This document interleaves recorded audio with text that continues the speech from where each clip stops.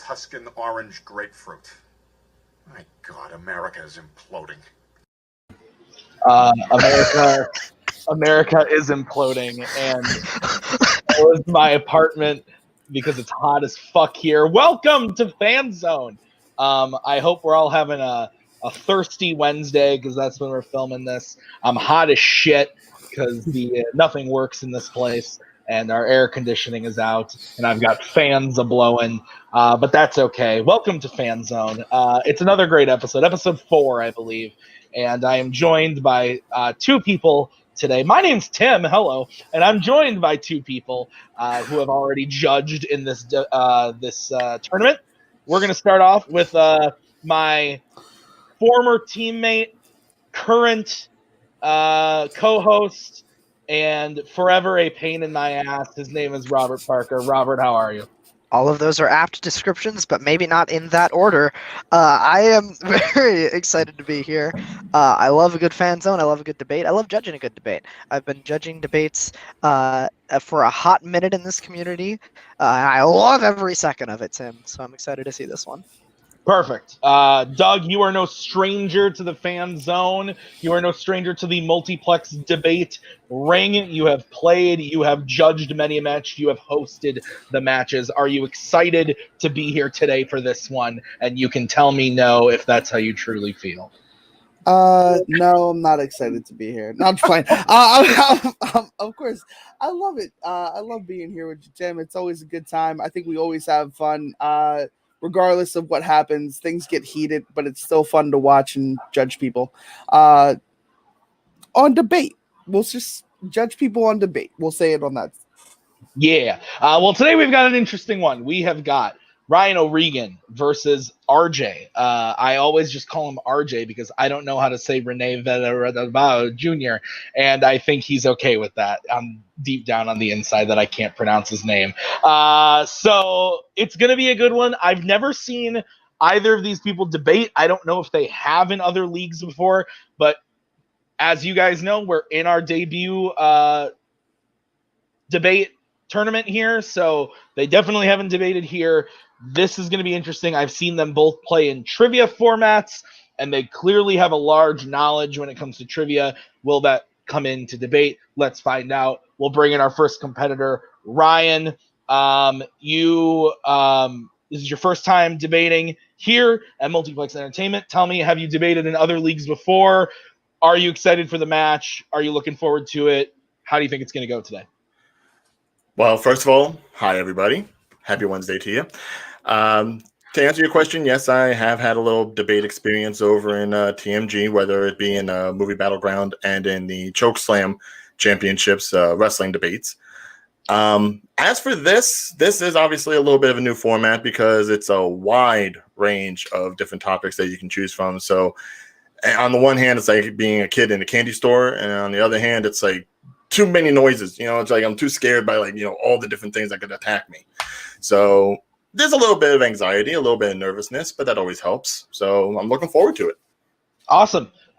So then next we will bring in RJ, no stranger to multiplex in the realm of trivia, but you are here today for debate. I needed another player. I reached out to you. I said, I think you could have some fun here. And you said, all right, Tim, fine, I'll do it. But now that you've accepted, are you excited to debate Ryan today?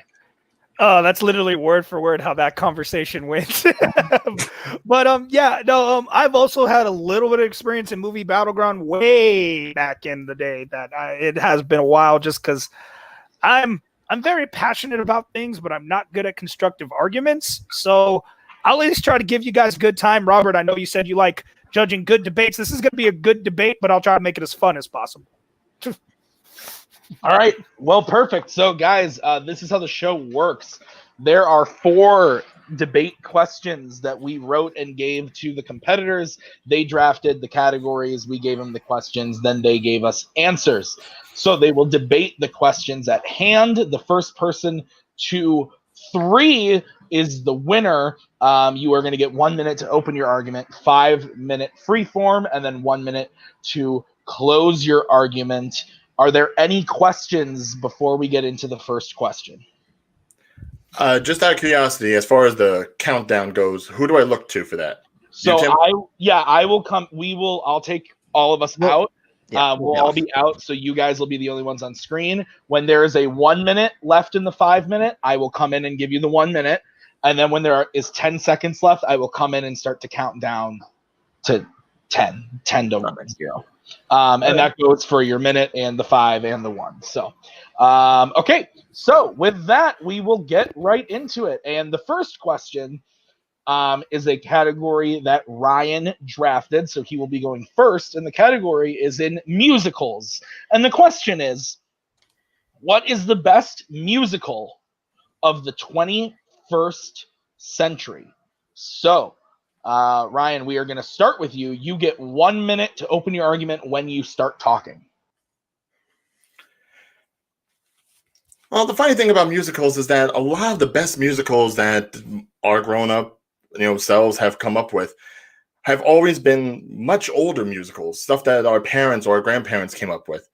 So within the years of 2000 to 2020, it's hard to really say which ones are going to stick with us for the long run.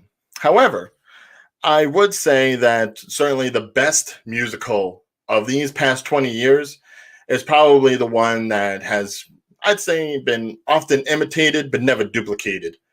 And that would be Chicago. Critically lauded, great performances, multiple Oscar wins, so much so that it is the only musical to win Best Picture in the Academy Awards since 1968's Oliver. And there has been no musical that has come by in the years since that has been able to accomplish that. They've gone close, but nothing messes up the razzle dazzle. Time. All right, good opening. RJ, you now have 1 minute to open your argument when you start talking.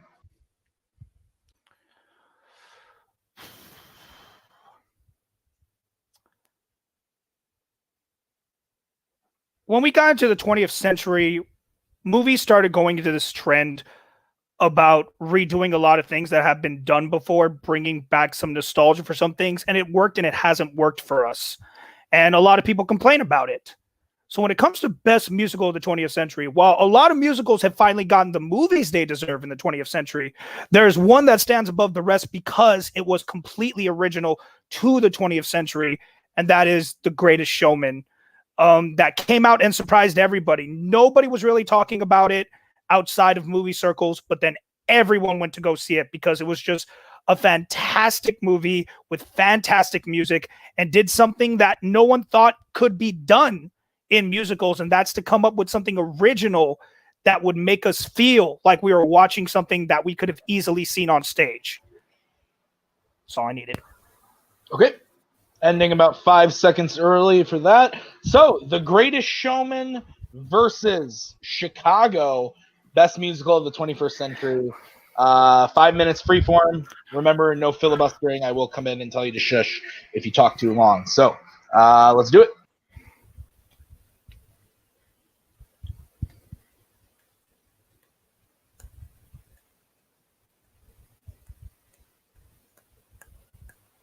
When one of you starts talking.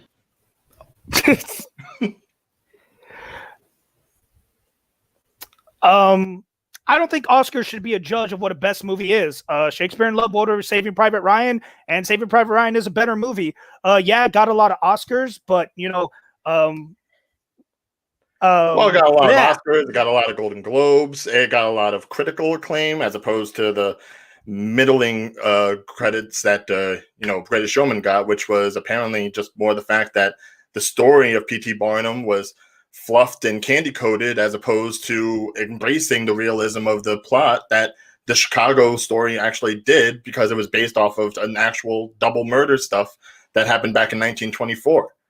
So why is it that Chicago was able to do it so well, but the one about how much P.T. Barnum was an asshole couldn't be delved into deeper?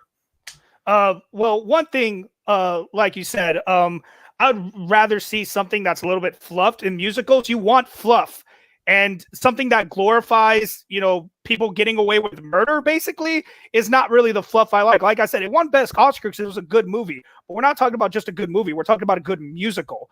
And Chicago had years of stuff to go off of, songs that had been tried and true that were going to be good, when Greatest Showman brought us all new classics that are already considered classics in musical realms.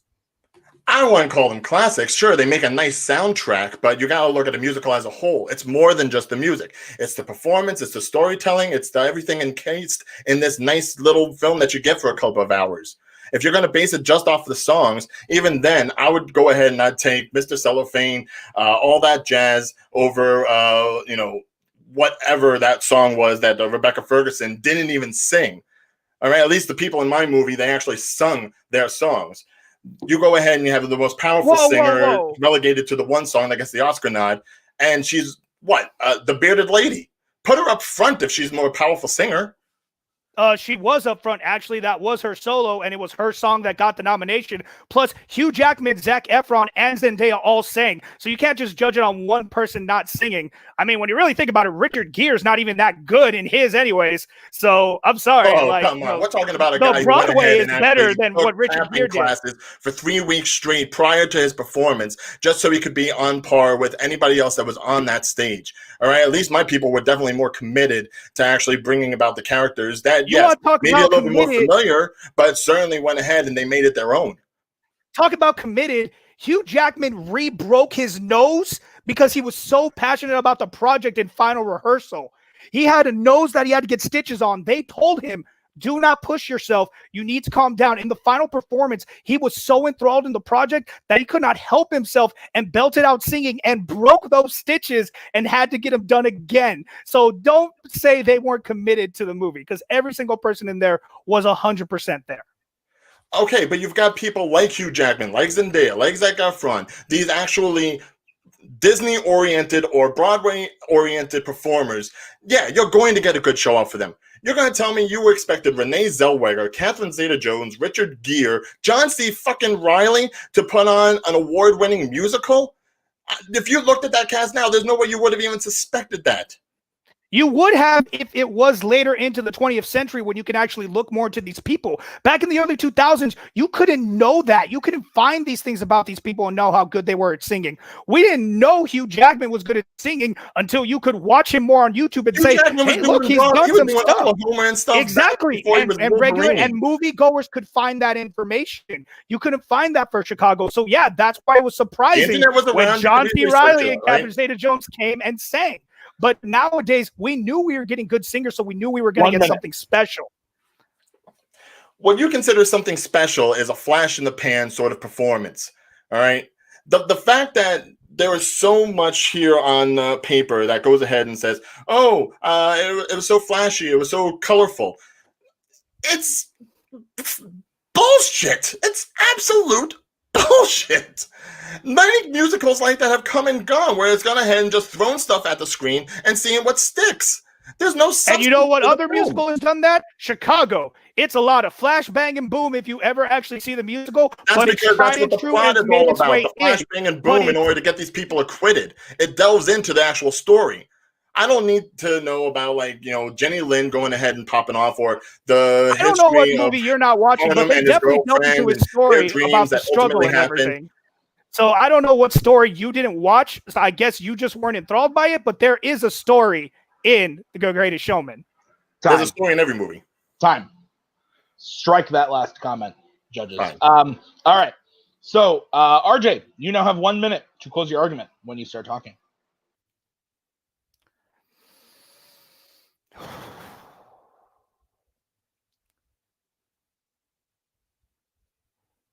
Look, I'm not saying Chicago's not a good movie. Yes, it won Oscars. Yes, you had great actors and everything in it.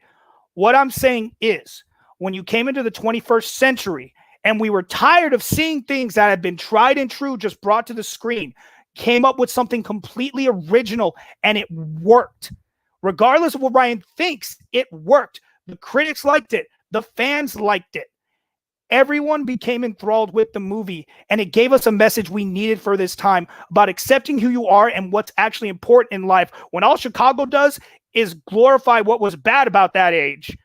And don't get me wrong, it's fun, but it's not the right message for the 21st century. The right message for the 21st century is what we got in The Greatest Showman. Be proud of who you are and keep hold of those who are most important to you. Oscars do not equal a good movie. That just equals critics think it's a good movie. A great movie brings people together. All right, time. All right, Ryan, you now have 1 minute to close your argument when you start talking.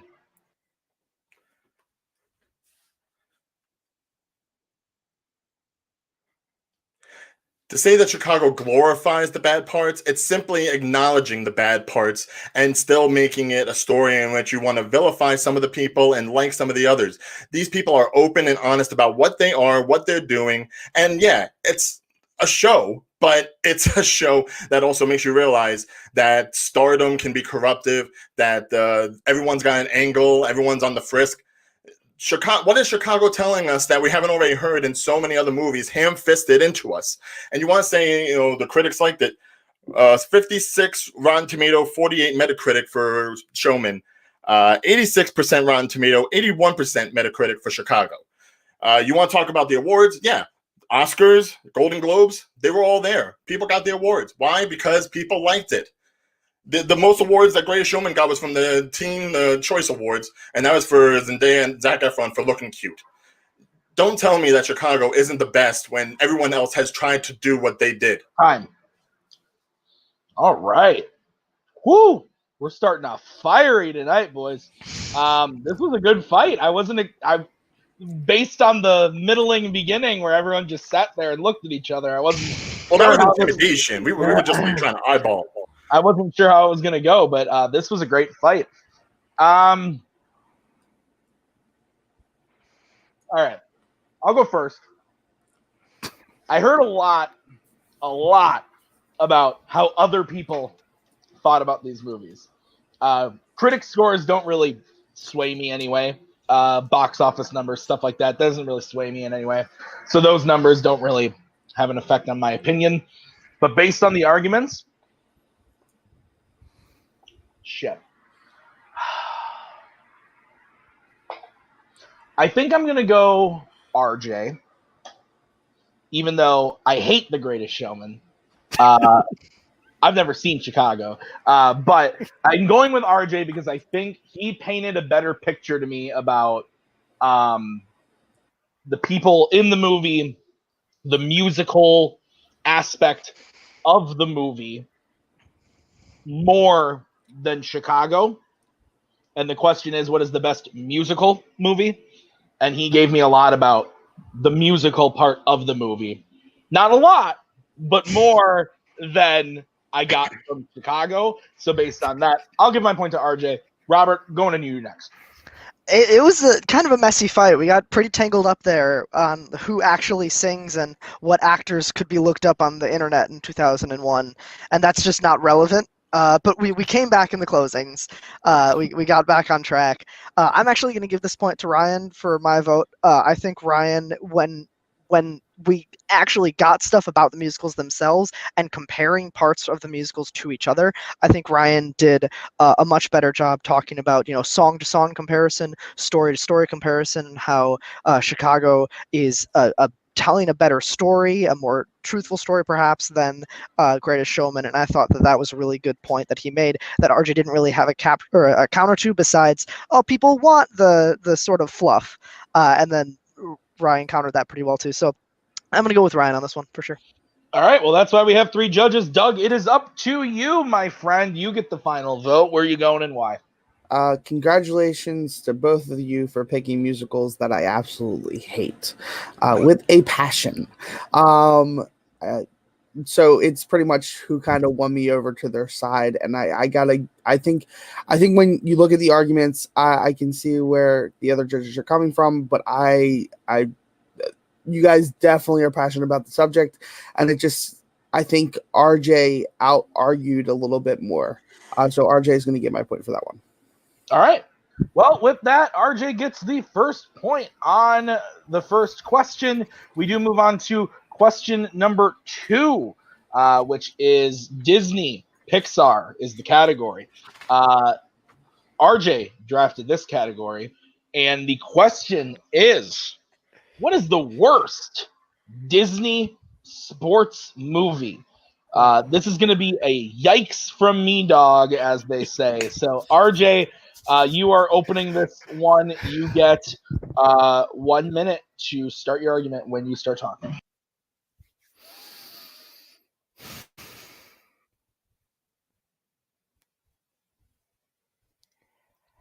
Anybody who knows me knows I love hockey.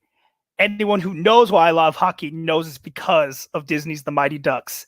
And it's going to kill me to say this, but the worst Disney sports movie is the end to that trilogy, and it is D3 The Mighty Ducks.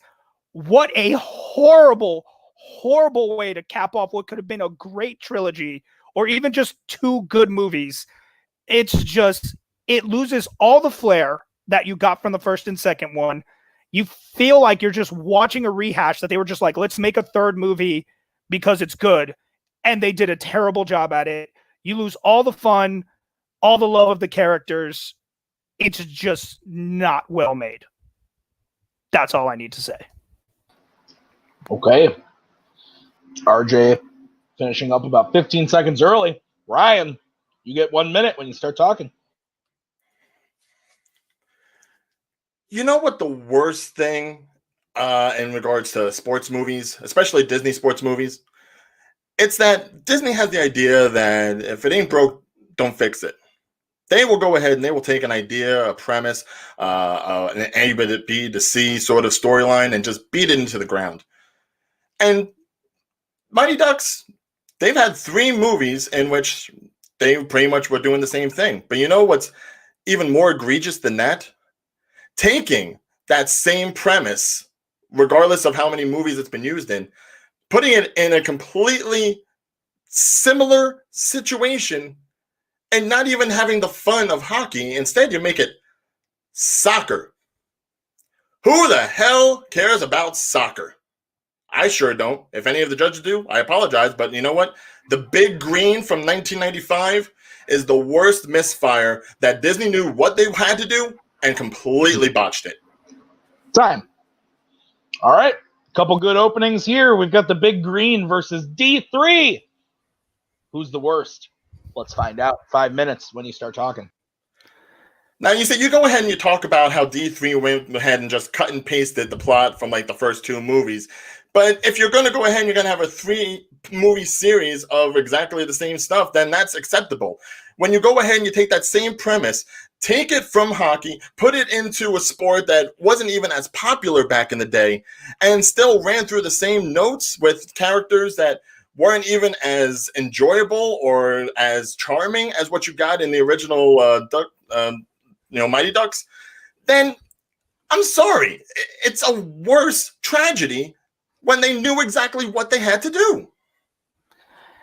Not exactly. First of all, soccer is the most popular sport in the world. Outside the United States it's not, but most popular in the world. Outside of the United States. That's what Disney was trying to do. They were trying to jump onto that thing and talk about not memorable characters. I mean, they're great kids. All the little kids are great. Bug Haw's little character, I'm Your Man, coming in at the end. He's a great kid like that. You're right. They knew exactly what they had to do. They did it. It came out.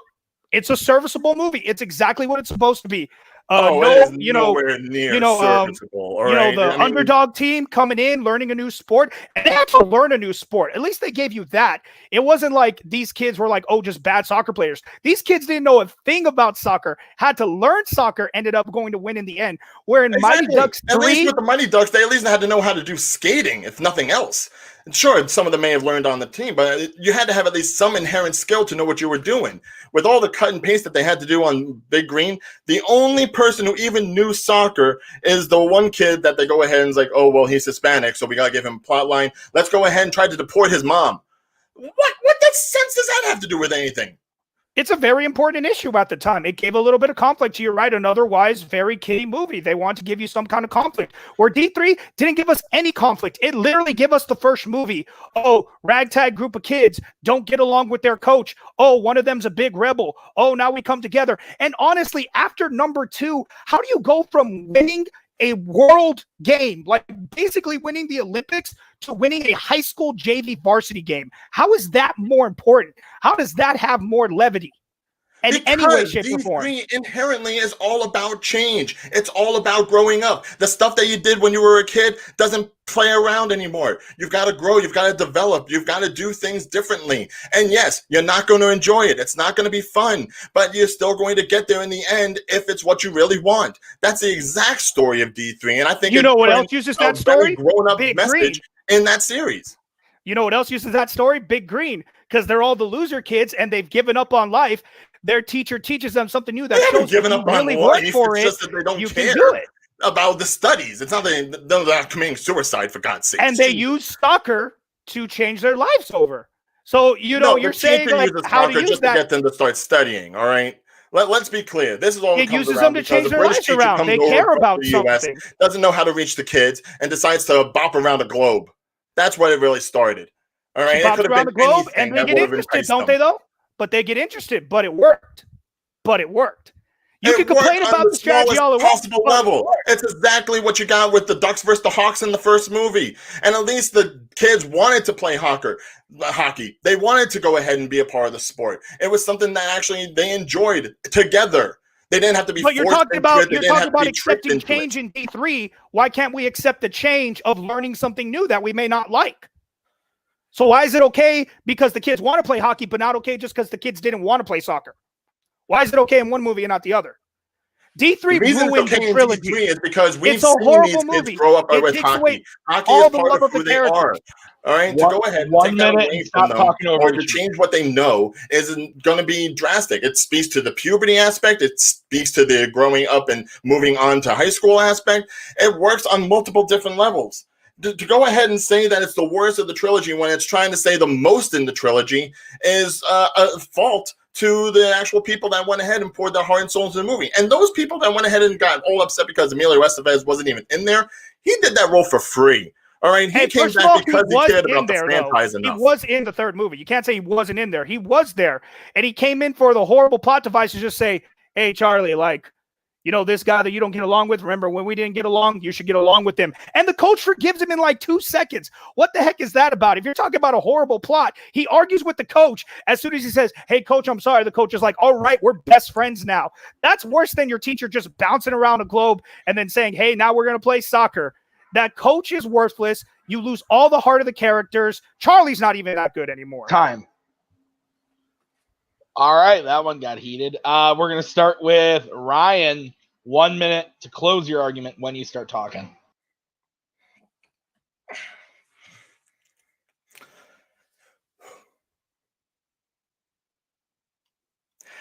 Maybe it's just me. I liked D3 myself. I found it to be a nice way to put an end to a story that was ultimately cheesy, but finally had some depth to it. You can't say the same thing about The Big Green. It is cookie cutter, cut and paste, like I've said, from not even just the trilogy, the first damn movie. And with the stars that you had in there, especially the kids, you had Squints and Ham from The Sandlot. You had Bug Hall. These adorable kids that should have gone ahead and brought in an audience to something like this. No one cared. $12 million budget, $17.7 million at the box office. No one cared about this movie because they knew how it was going to end. They knew what to expect, and it didn't have the same thrill and spectacle that you got with the Mighty Ducks. Say what you will, but there's a reason that this movie is so middling, that the returns were so minimal, and that we haven't seen much from Steve Guttenberg except the Haunted Tower. Time. All right, RJ. You now have 1 minute to close your argument when you start talking.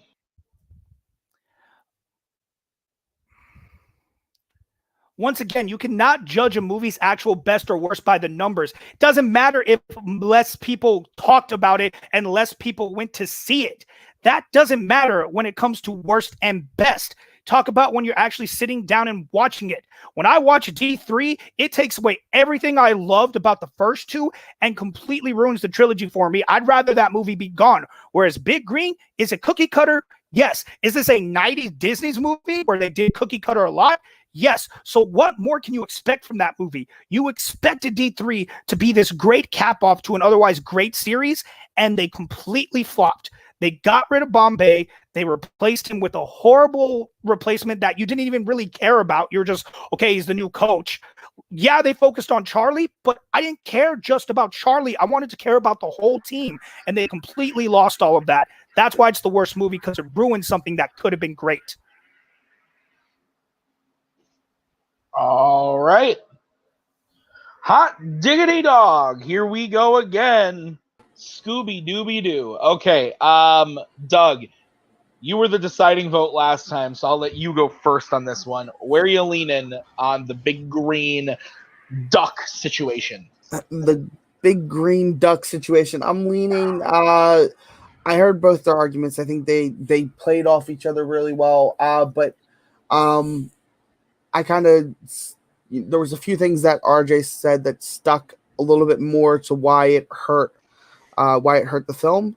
And he kind of explained a little bit better why Big Green wasn't as bad as Ryan was trying to say. I didn't hear as many counters to those arguments. I'm going to go ahead and say RJ on this one.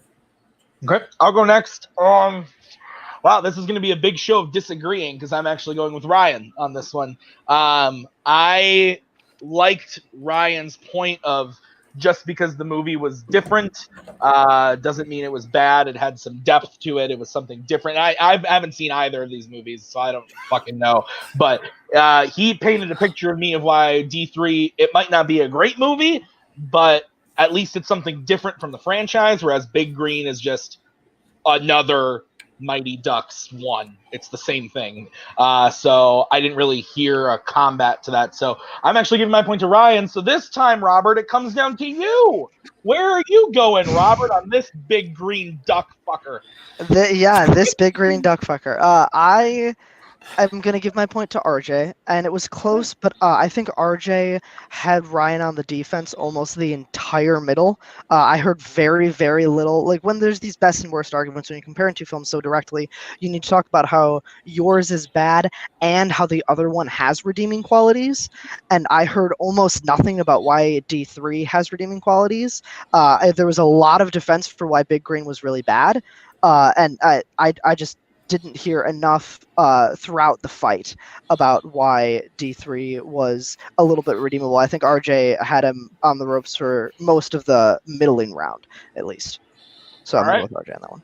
All right, well, that means RJ does get the second point, so it is 2-0. So Ryan does need to hit this one in order to stay in the game. We are going to move on to that third question, which is in the category of Marvel/MCU. And the question is,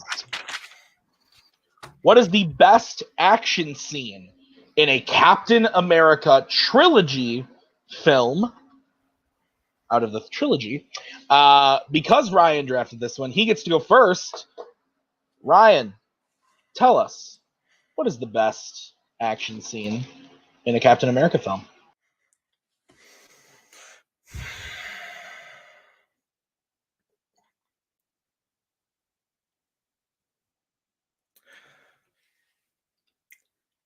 For me to answer this question, I had to think about three very distinctive factors.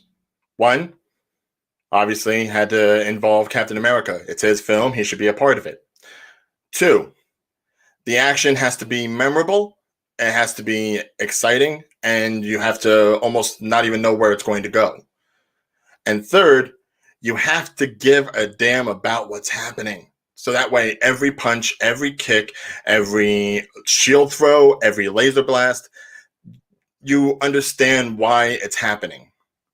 That's why with all three movies, there is just a pinnacle that reaches all these qualities, reaches them to a height that I didn't expect. And that would be the Captain America Bucky versus Tony fight at the end of Captain America Civil War. That's my time. All right. Giving up about 5 seconds of time there. RJ, we move over to you. Your choice for best Captain America trilogy action scene when you start talking.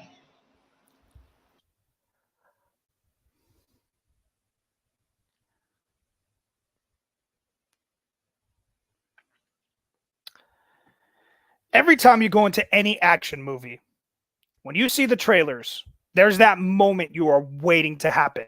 that action scene that you're just dying to watch go down. And Ryan may be right about like what it takes, what needs to be good about that action scene. But there's only one clear answer for this. It is in Civil War, but it's not that last fight, because it is nothing compared to the big fight right before it, and that is the airport fight between Team Cap and Team Iron Man in Civil War. I'm going to save everything for the middle one. Not even going to try to say anything here. Save it all for the middle.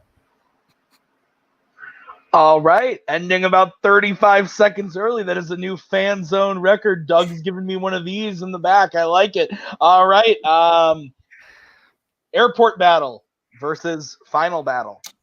Let's do it. This thing was such a spot fest at the airport. Captain America is basically fighting Black Panther and Spider-Man in the movie. And he gets one-on-one with Tony for 5 seconds. Everyone's pulling their punches. No one wants to fight each other. And it's just basically a CGI fest to show off Spider-Man and Ant-Man. Why should I care about this in a Captain America movie? First of all, we're not talking about what is Cap's best action scene. We're talking about the best action scene altogether. So it doesn't necessarily have to include Cap. I understand you think it needs to because it's Captain America movie, but we're just talking about a great action sequence. First of all, they're not holding their punches because Black Panther almost ripped out Bucky's throat if it wasn't for, Scarlet Witch saving him. Iron Man says, my plan was to go easy on them. Ant-Man says, I don't want to hurt you. Iron Man. That's not everyone. Black Panther is not pulling his punches. So your argument is already invalid. What, 12? But you said everyone. That's not what you said. You didn't say all most of the characters are. You said all. And even then, he was only really attacking Bucky. You think he was going for the blood when he was going up against Hawkeye? Definitely not. He didn't even care about who Hawkeye was. No, but the more he got in his way, the more he was going to get serious. So... But let's not focus on that because mine is not about just one fight like yours is. Mine is about all the fights that are going on. Ant-Man versus Black Widow was one you did not expect. Spider-Man versus Captain America is probably one of the best moments in that thing. Spider-Man taking down Winter Soldier and Falcon. Ant-Man going to Giant Man. There are so many moments in this one scene that just bring great action to the screen. Whereas exactly. yours, there's so many moments that's so scattered, you can't even get invested in any of the fights. It's bouncing around so much that you can't even care about who's punching who's kicking what. At least with my scene, you're down to 3 characters. All of them have emotional investment. After Tony goes ahead and sees that Bucky is the one that killed his parents. You want to talk about out for blood like Black Panther was? Tony wanted to kill Bucky, and Steve would do anything in his power to stop him from doing so, even if that meant taking Tony out himself. Actually, he didn't because he had the opportunity to take Tony out, and he didn't. It should have emotion behind it. I don't care about what's going on at the airport because they don't even care what's going on at the airport. But I care what's happening at that end because it's life or death. Rhodey goes down. And Vision has to deal with the fact that he almost killed one of the Avengers. So there is emotion in that airport scene. You just need to find it. At the very end, not throughout the entire action. It's still the scene. It's still part of the scene. There's emotion. It's still part of the scene. Don't talk over each other. They're trying to kill each other. Tony's going ahead and blasting off Bucky's arm, ready to blast off everything else. You can't tell me that you're not invested in who's going to win that fight, whereas with the big 6-on-6, it's anybody's game because what? They're going to kill each other? They're going to imprison each other? Not necessarily. It's all just funs and giggles trying to be like, hey, guys, knock it off. Stop it. Hey, don't do that. Why? There's no reason to care. It's a spot an emotional action scene doesn't necessarily make a better action scene. We're talking about the action. Doesn't matter if there's really fury behind it. Is it good action? Were they good fights? Yes, absolutely. Every individual fight is a great fight scene unto itself.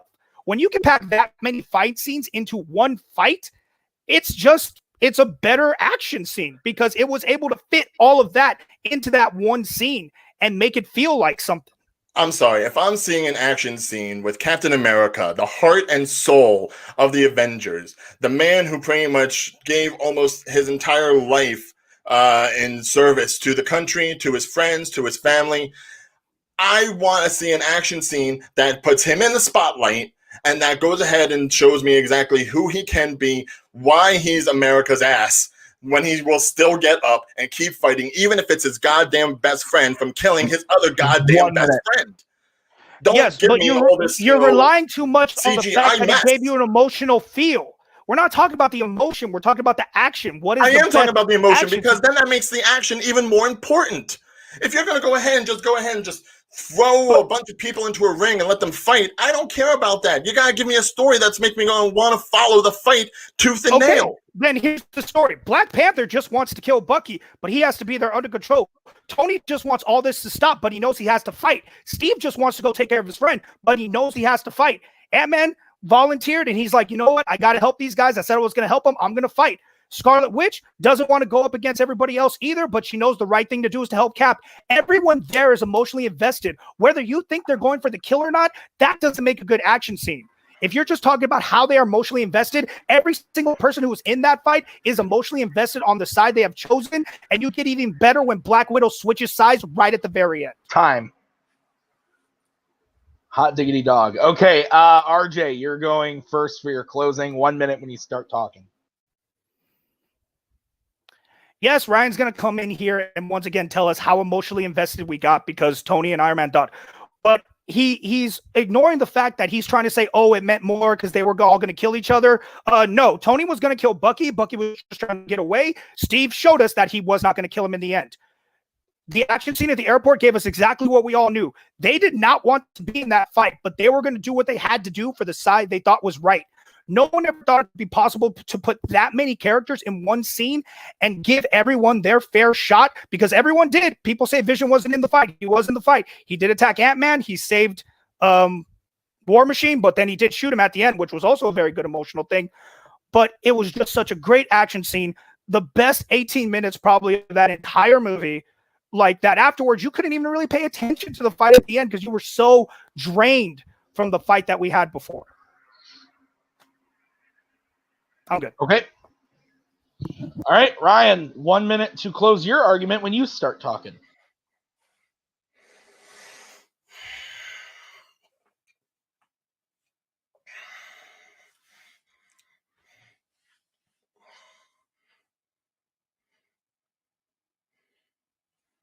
I'm not going to get invested in an action scene when the characters themselves aren't even invested in the action that's going on. You're telling me everyone knew they had to fight. No, they did everything they could to stop themselves from fighting. And when they did have to fight, it was, flopping about and everything. There was nothing except for maybe 1 or 2 people out of 12 that had real emotion spewing in that. And I'm sorry if I consider emotion to be a factor in action. I'm sorry if I'm not going to the Michael Bay School of Explosions where that's going to be the pinnacle of action to me. Action is something that I want to see because it's letting all the emotion out with everything that you do against your opponent. The iconography of even just the scenes in the end, whether it's Tony shooting up against Steve's shield, Steve getting up and saying he can do this all day, Steve saying he's my friend. Tony said, so was I. That makes every single punch and hit and blood spewing count. That's why you're emotionally and actually loving it. All right. Judges, correct me if I'm wrong. I think this is the best one of the 3 so far. This was a good fight. Yeah. Absolutely. Yeah. All right. So who went? Robert was the deciding vote last time. I was. So we'll go to him first on this one. Yeah, this was definitely the closest one. This was the most bringing in examples from different parts of the scenes. Definitely the best balance between offense and defense in your actual debate. This one, it's really close, but this one I'm going to give to Ryan. That's where I'm going to give my vote to. I think it really was an argument of spectacle versus emotion, and Ryan's closing really sealed up for me on why the emotion and the investment is so vital for good action. And I think that was the point that he was building to throughout his entire argument, and that closing of really pinpointing that word by word really sold it for me. So I'm going to give that point to Ryan. Okay, Doug, you can go next. Where are you going? No, I agree with Robert. This was a super tight fight. They were hitting each other back and forth. I liked RJ's line about action doesn't necessarily have to lead with emotion to be the best action scene. But I also liked the emotion that the reason that you feel so connected to certain action scenes is because of the emotion. When it comes down to like films like these, so I am actually gonna go with Ryan as well. I think he closed that really well. All right, so that means Ryan does get the point. My vote did not count, but I also would have gone Ryan, pretty much for all the same reasons that you guys said. You guys took the words right out of my mouth. So that means it is 2-1. So once again, we are in a situation where Ryan does still need to hit this one to stay in the game and go to the speed round. So we will get to this question, which is a category that RJ drafted, and it is coming of age / teen. And the question is, what is the funniest teen movie?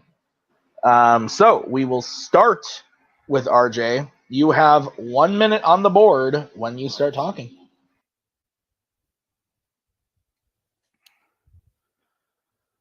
So when it comes to teen comedies, I think what makes it really funny is not just when something really goes over the top, but when something actually puts humor into the everyday situations that teens actually go through. And I think one that exemplifies that very well is the early 2000s, very underrated comedy of Accepted. Justin Long and Jonah Hill at their comedic prime. Great one-liners throughout the entire movie. It keeps me laughing the entire time.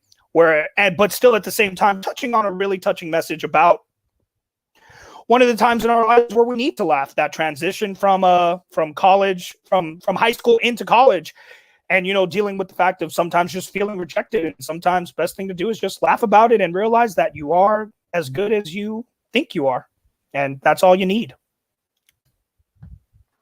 RJ, the king of finishing without his full time. 15 seconds early on that one. We're going to go over to Ryan. Ryan, 1 minute when you start talking.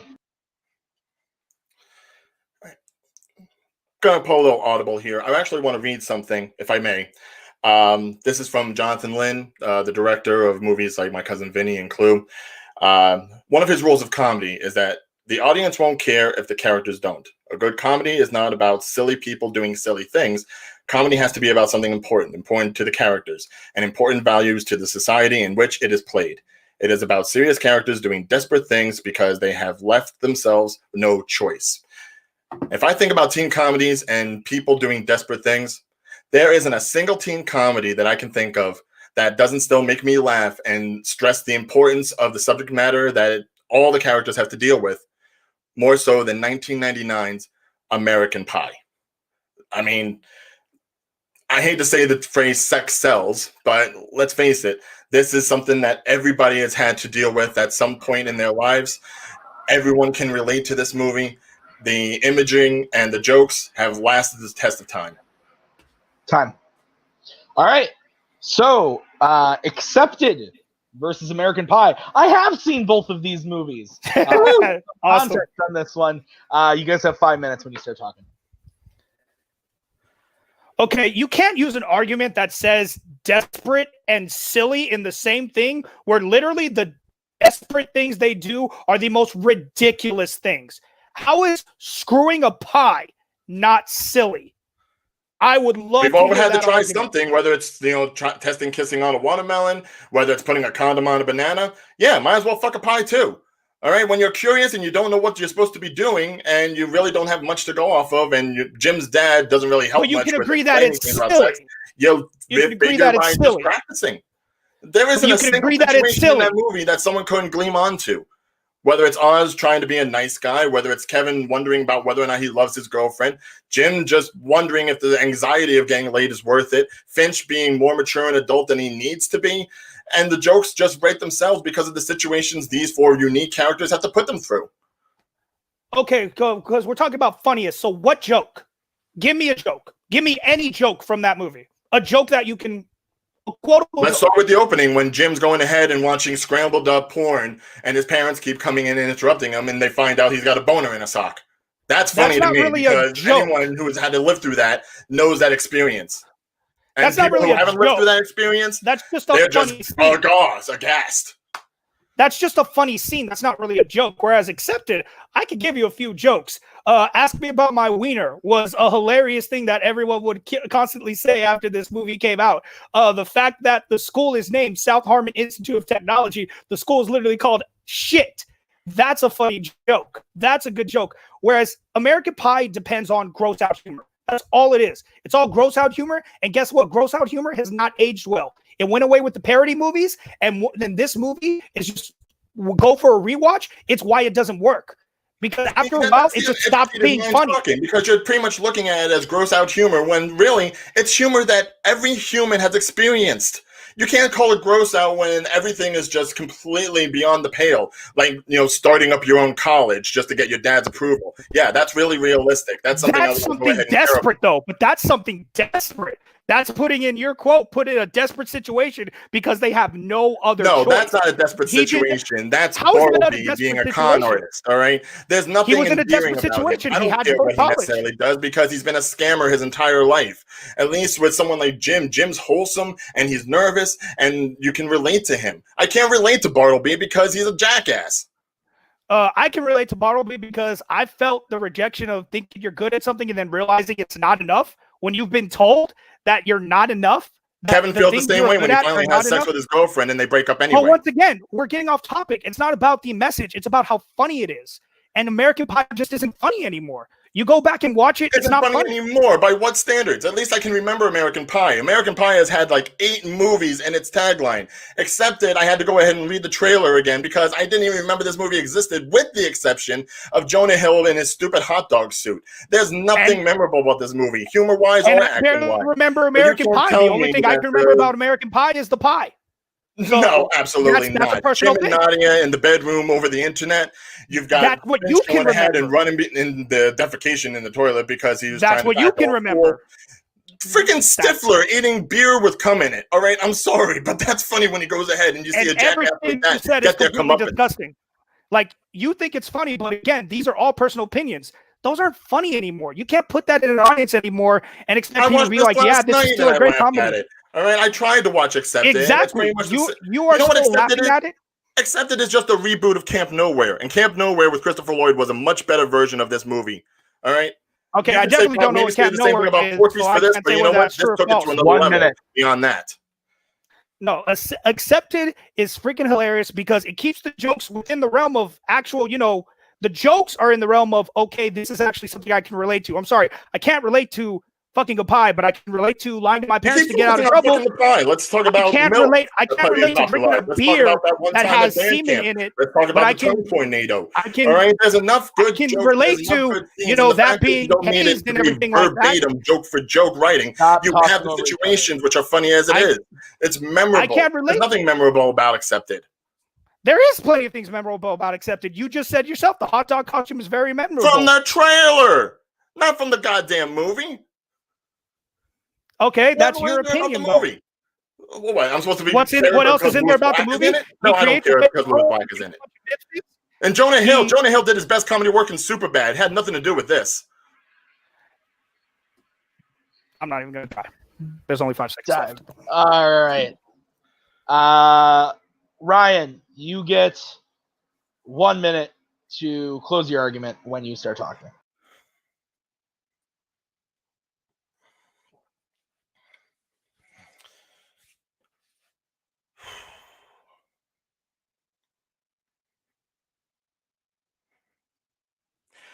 It's unfair to go ahead and simply focus on the risque parts of American Pie and not realizing that there's going to be something universally loved and laughed at in every situation that almost every single character has to deal with. Whether you're a teenager going through the same things, whether you were a teenager going through the same things, whether you were someone who agreed with Jim's dad, whether you were the guy who had to deal with someone like Stifler.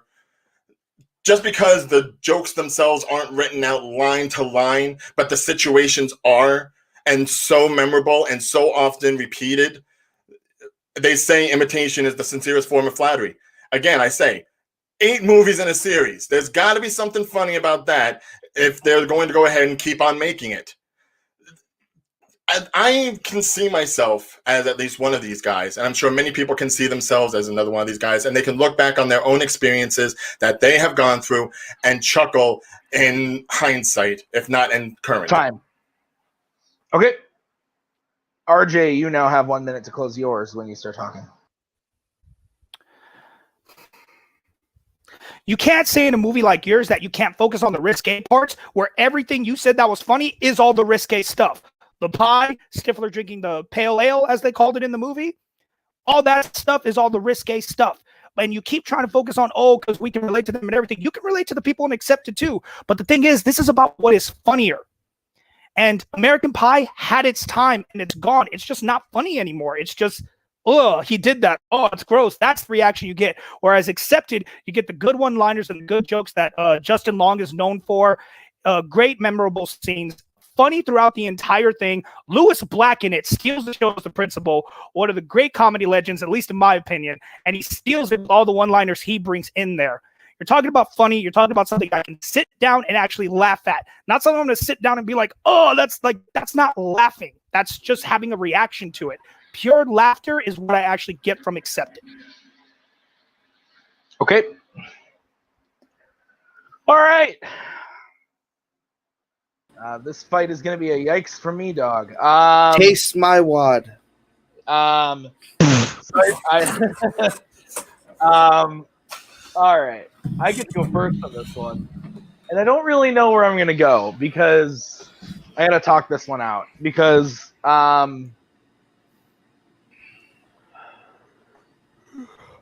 If you don't want to go first, you don't have to. no, I think I know where I'm going to go. I just don't like it.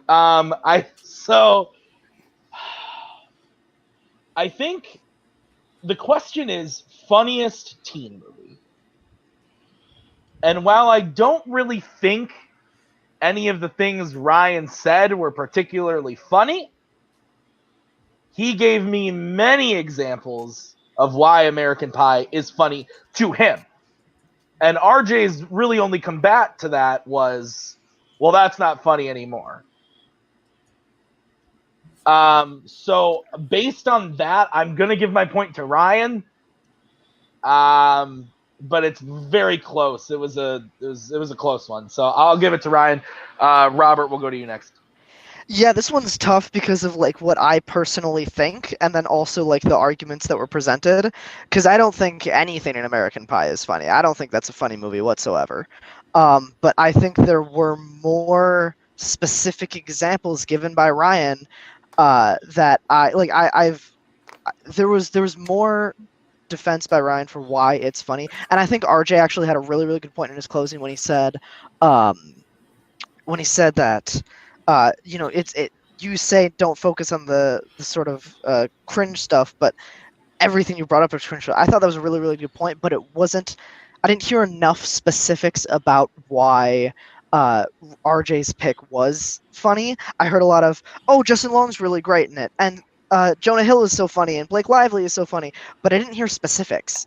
Besides the hot dog costume, that was the only specific from the whole movie that I heard. So if there had been more counters, I think RJ countered why American Pie isn't funny perfectly, but then he didn't capitalize that and say my movie is funny because of X, Y, Z, and etc. So because of that, I'm also going to give it this one to Ryan. All right, so that means Ryan does get the point. Doug, your vote didn't count. Where would you have gone? Void. No, I actually would have went the same way as you guys did. I wish RJ would have brought up some of the really funny moments as you heard me say as I came on screen. Taste my wad. Come on, he makes a chocolate ball and he just feeds it to people. The chef character is very funny in that movie. There's a bunch of stuff that you could have said, and I would have probably went with you because you shut down the why it's not funny anymore compared to the kind of humor that Accepted had. But yeah, Ryan would have got my point. All right, so that means we are going to overtime speed round hubbabaloo. This is how it's going to work. We have a random question from a random category in the realm of Fanzone, and I'm going to say the question out loud. You are then going to have to say an answer. The person who says an answer first will be going first. You have 45 seconds to open. Then the second person will have 45 seconds. Then the first person will get 30 seconds of rebuttal. Next person, 30 seconds of rebuttal. We will base it off of that. If you need to use your computer to find an answer, you can do that. I will edit it out. And if we find that the question is just, we're not going to get a good fight out of it, we will change the question. So, any questions about how this works? So it would just be first person 45, then the other person 45, 30-second rebuttal, 30-second rebuttal, and that's it. That's it. That would Okay. be one long speed round if it was 30 minutes. Yeah, that'd be rough. Okay, hold on. Let me take off the shirt. Let me get ready. All right. So, guys, your question is coming from the category of horror. And the question is, who is the greatest horror icon? If we're going off character, Michael Myers. Damn it. Okay. Sorry. 1 second. Take your time.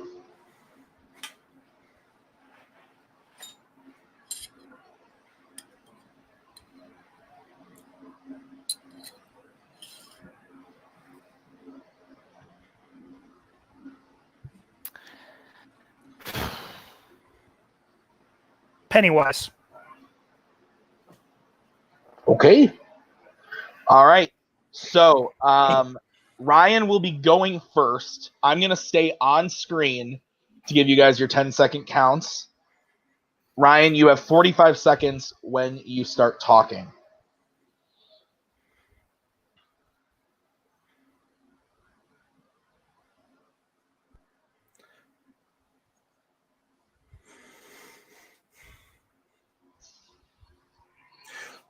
When your franchise alone is called Halloween, the scariest day of the year, that in itself says that this is someone that should be feared and looked at to really get the sense of what they find terrifying, what they find fearful.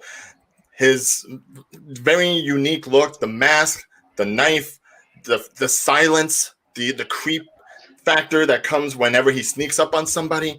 He is the darkness that everyone always runs away from. He is always the presence that you think is over your shoulder, ready to get you, ready to slit you at any moment, and you never see it coming. He is fear. He is horror in the truest sense of the word. Time. RJ, 1 minute when you start talking.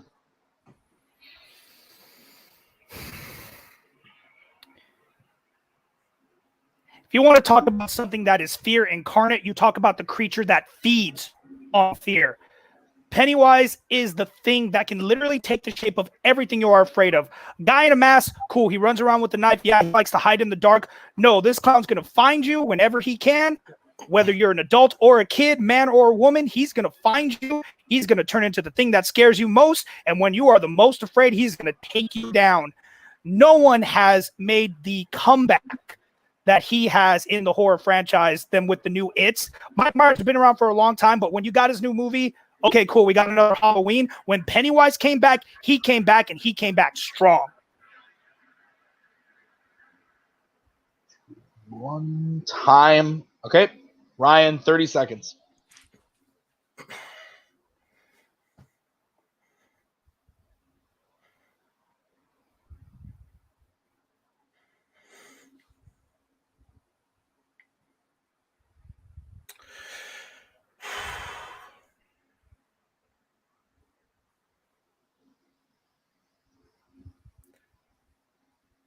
Pennywise the Clown is literally a joke. When you can go ahead and defeat him by simply making fun of him and not being scared of him anymore, then I'm not going to be intimidated by that. A guy that's going to go ahead, sneak up behind me at any given moment, slash me, slash my friend, go after my mother, cannot die, has 12 movies to his credit, and has been an icon, in that sense, icon, for as long as any of us have been alive, whereas he had one good movie, Pennywise. The TV movie in some cases was some better, but nothing beats Michael Myers down. Time.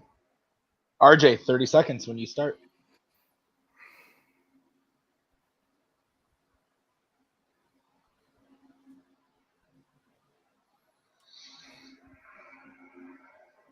Nothing is scarier than not knowing how to defeat the thing you're scared of. It took them a while to figure out how to defeat Pennywise when Mike Myers just needed to be shot or stabbed or killed himself. All people had to do, turn on the light, stay outside, have a gun ready at the door that he's pointed. The new movie showed that, where this new movie showed in the first one that even when they thought they defeated him the first time, they could not, because they could not finish the job. That is scary when the thing you fear most can still come back to haunt you. All right, time. Okay. So I will bring back in the judges. Doug, your vote did not count last time. You get the first picking on this one. This is tough. And I know you're a big horror fan too. I am. This is tough, and you both chose very good cases, believe it or not. And the fight for it, so most iconic is what the question is, correct? Most iconic. The only one that actually talked about the iconicness of the character was Ryan, and I gotta give it to Ryan. All right, Robert, we'll go to you next. Yeah, when it comes to the question asked, it wasn't scariest villain, it wasn't best horror villain. I think that would have been a closer argument, but there's not a lot of legs to stand on as far as Pennywise for iconography. Like, standing the test of time. Ryan said it in his closing. It's been decades and decades that Michael Myers has been on the top. So there isn't really a good counter argument to that with Pennywise. I think Pennywise is a very good villain, a very terrifying villain, very scary villain. But when it comes to most iconic or best horror icon, I think Ryan argued that question the best. All right. Well, that means your winner, Ryan O'Regan. I also would have gone Ryan just based on the fact of the icon specific. If you had told me, if the question had been scariest, coolest, anything like that, I definitely would have gone RJ. And I know how much it hurts Doug to vote against Pennywise. We did a whole episode on Pennywise one time on Multiplex Loves Movies, so I know it pains him. But all right, we are going to first talk with Ryan. Ryan, you it was looking scary there for you for a second. RJ won the first 2 points. You came back with the last two and then won the speed round. How are you feeling? I'm feeling like Michael Myers was coming after me. That's how bad this was. But yeah, I mean, it's one of those things where I've had enough debates where when you lose on the first one and it's your category, it's like a gut punch. It really demoralizes you a little bit, and you're wondering, okay, did I plan accordingly for everything else? Which is probably why I got way more defensive as things went on, just because say it was out of fear. I don't know. Say it was out of nervousness. But I, if nothing else, with my arguments, I always try to stay true to what I believe in, and I'm not just necessarily going to go for like the low-hanging fruit if I can help it. So I felt confident enough in my answers. Thankfully, it paid off, and I guess I should probably watch a little bit more of the Halloween movies, even the third one. But I will give it credit for getting me the win today. All right. Well, you are going to be facing the winner of the last match, which is Brian Michaels. You will be going up against Brian Michaels. Shit. The next match. So how do you feel? I know you haven't seen his match yet. He played Jacob E. West and won in that match. How are you feeling about going up against Brian Michaels? Oh, he went up against Jacob? Yeah. Oh boy, that's concerning, because again, I know Jacob well enough from TMG, so to go up against him and beat him, that's concerning, no doubt about it. And considering who Michael is, he's a legend. Let's just say it like it is. Regardless of where you go, what you play, that he's a name you know.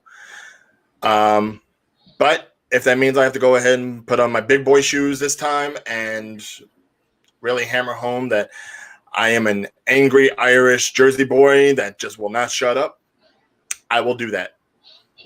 All right, fair enough. Well, we will see you back in a couple weeks for that match.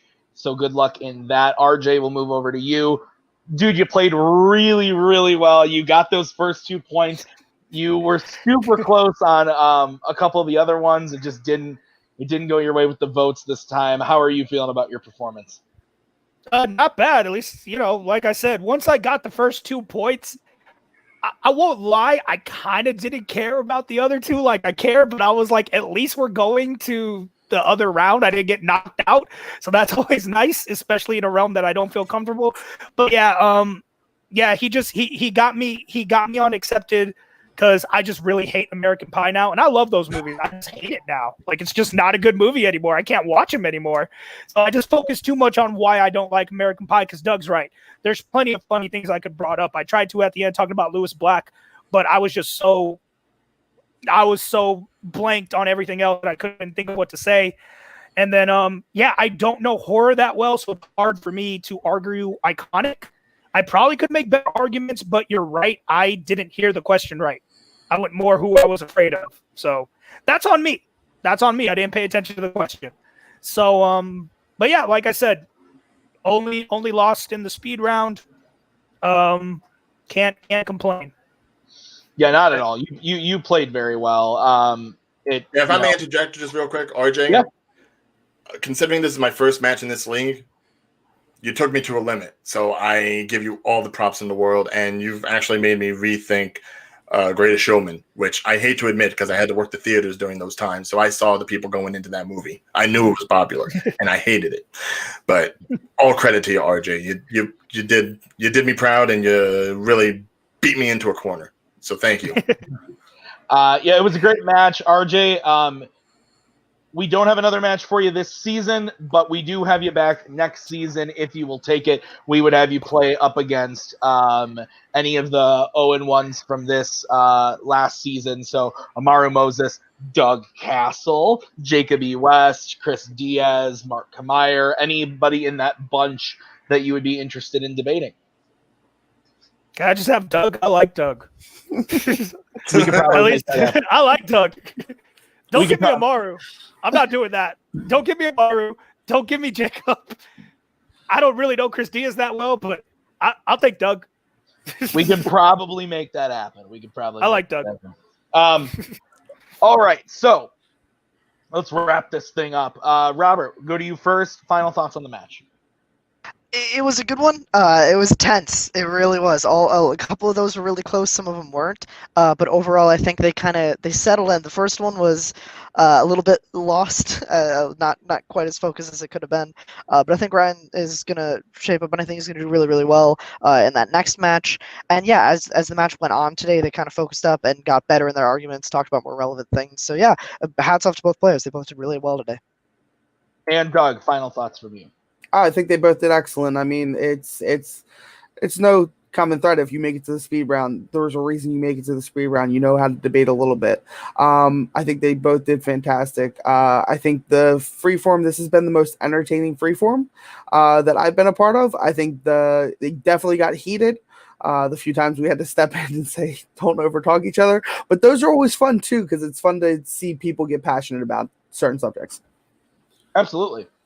So with that has been another episode of Fanzone. We will be back in 2 weeks with another match. The match coming in 2 weeks is the second round match of the tournament, which is technically a semifinal because there were only 4 matches. So you've got Nick Tuig taking on Andrew Barr, which is going to be a barn burner. I'm really looking forward to that one. And then 2 weeks after that, we will have Ryan O'Regan taking on Brian Michaels. Winners of those matches will play in a number 1 contenders. So it is going to be very exciting. Lots of fun stuff. We are getting closer to another title match and then closer to the end of the season. So guys, thanks so much for watching. Also, be on the lookout. I'm trying to remember when this airs. Yes, this airs on the 25th, which means next week is Mayhem at the Multiplex. It's here. It's coming. And we do have a match, a Fanzone match at that card. Video 1. It's going to be really good. It's an exhibition match. But we've got Cody Newberry coming back for exhibition. And he's playing Lil Boat, Caleb Boatman. I am so excited for this match. I can't even describe to you how excited I am for it. So it's going to be really fun. So that is next week at Mayhem at the Multiplex. But for everybody here, RJ, Ryan, Robert, Doug, myself, Cody was backstage for a bit saying D3 slaps. But thank you guys so much for watching. We'll see you next time with another Fan Zone.